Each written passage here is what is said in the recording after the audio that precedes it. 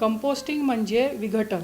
पण हे विघटन करत असताना मुद्दाम तिथे वापरण्यात आलेले जीवाणू, आर्द्रता, तापमान आणि तिथे उपलब्ध असलेली जागा याचा विचार घेऊन जेव्हा विघटनाची प्रक्रिया करण्यात येते त्याला कंपोस्टिंग असं म्हणतात. कंपोस्टिंगच्या वेगवेगळ्या पद्धती आहेत. एक ढीग पद्धत, ज्याच्यामध्ये छोटे ढीग लावले जातात आणि जीवाणू टाकले जातात.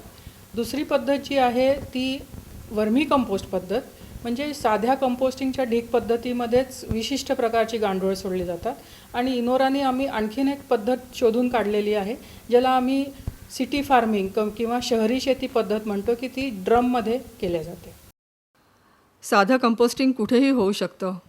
यात खाली विटांच्या तुकड्यांचा थर, त्यावर बारीक खडी किंवा वाळूचा थर देऊन मग वाळलेला पालापाचोळा पसरावा. त्यावर कंपोस्टचा थर देऊन बेडिंग करावं. यात DC आणि IVEM घालावं. त्यानंतर ओला कचरा टाकत जावा. 8 ते 10 दिवसांनी DC आणि IVEM घालून कचऱ्याला खालीवर करावं.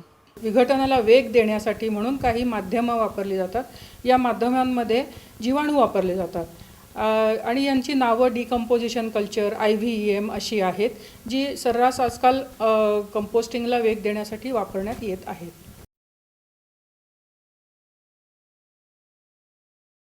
गांडूळ खत नेहमी बंदिस्त जागेतच करतात. उन्हा पावसापासून बचाव करण्यासाठी त्यावर छप्पर असणं आवश्यक आहे. गांडूळ खतासाठी सोयीप्रमाणे कंटेनर वापरता येतो. सोसायट्यांमध्ये यासाठी टाक्या बांधून घेतात आणि वाराप्रमाणे त्यात ओला कचरा टाकतात.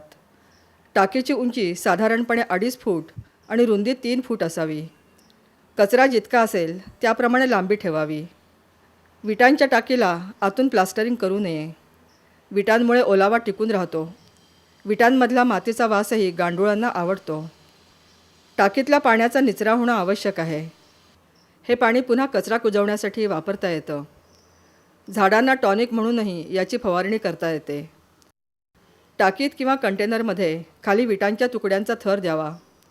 त्यावर बारीक खडीचा किंवा वाळूचा थर, मग नारळाच्या शेंड्या किंवा उसाचं पाचट, त्यावर वाळलेला पालापाचोळा किंवा वाळकं गवत असे थर द्यावे. सगळ्यात वरती 2 ते 3 इंच जाडीचा गांडूळ मिश्रित कंपोस्टचा म्हणजे वर्म कॅरियरचा थर द्यावा. या थरात गांडुळांची पैदास होते. हा थर नेहमी ओला ठेवावा. अशी सर्व तयारी करून घेतल्यानंतर त्यावर ओला कचरा पसरून टाकावा.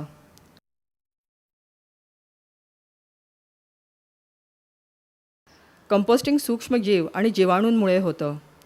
DC म्हणजे डिकम्पोजिंग पावडर आणि IVEM यामध्ये हे आवश्यक घटक असतात. त्यामुळे कंपोस्टिंगला वेग येतो. पहिल्यांदा कचरा टाकल्यानंतर त्यावर DC भुरभुरून टाकावं. IVEMला पाण्यात मिसळून शिंपडावं.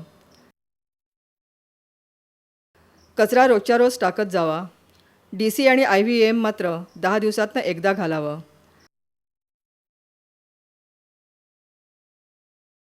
त्यानंतर ॲग्रोनेट किंवा पोत्यानं हे सर्व झाकून ठेवावं. 1 ते 1.5 महिन्यांनी कचरा अर्धवट कुजतो. त्यानंतर 15 ते 20 दिवसांनी खत तयार होतं. खत काढण्यापूर्वी 4-5 दिवस पाणी बंद करावं. तयार झालेल्या खताचा अर्ध्या भागावर ढीग करून 8 दिवस उघडा ठेवावा. उरलेल्या अर्ध्या भागात पुन्हा कचरा टाकायला सुरुवात करावी. पहिल्या अर्ध्या भागातला ढीग आता कोरडा झालेला असेल. त्यातील गांडुळं नवीन खाद्याच्या शोधात खाली गेलेली असतील. तयार झालेलं खत चाळून घ्यावं. हे चहाच्या पावडरसारखं दाणेदार दिसतं. सिटी फार्मिंगच्या ड्रममध्ये कचरा निर्मूलन, खत निर्मिती आणि सेंद्रिय बाग या तिन्ही गोष्टी एकाच ठिकाणी होतात. प्लास्टिक किंवा लोखंडी ड्रमला सर्व बाजूंनी भोकं पाडावीत. विटांचे तुकडे, नारळाच्या शेंड्या किंवा उसाचं पाचट, वाळलेला पालापाचोळा यांचे थर ड्रममध्ये घालून त्यावर कंपोस्ट घालावं.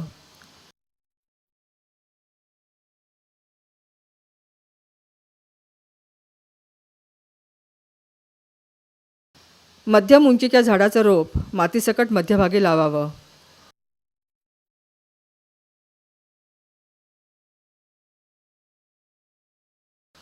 रोजचा ओला कचरा या ड्रममध्ये पसरून टाकावा.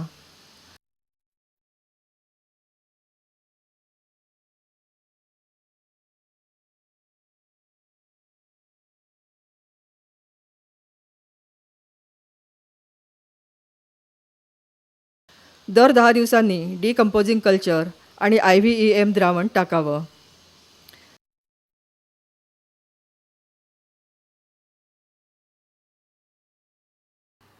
येथील जैविक प्रक्रियांमुळे ड्रम कधीच भरून वाहत नाही.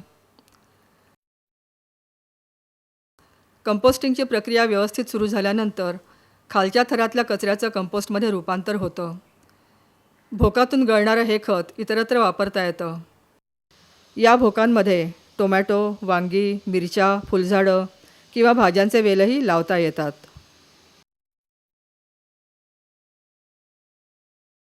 एका कुटुंबाचं कचरा निर्मूलन सिटी फार्मिंगच्या एका ड्रममध्ये व्यवस्थित होतं. हे सगळं जर इतकं सोपं आहे तर आपण वाट कसली बघतोय? चला सुरुवात करूया.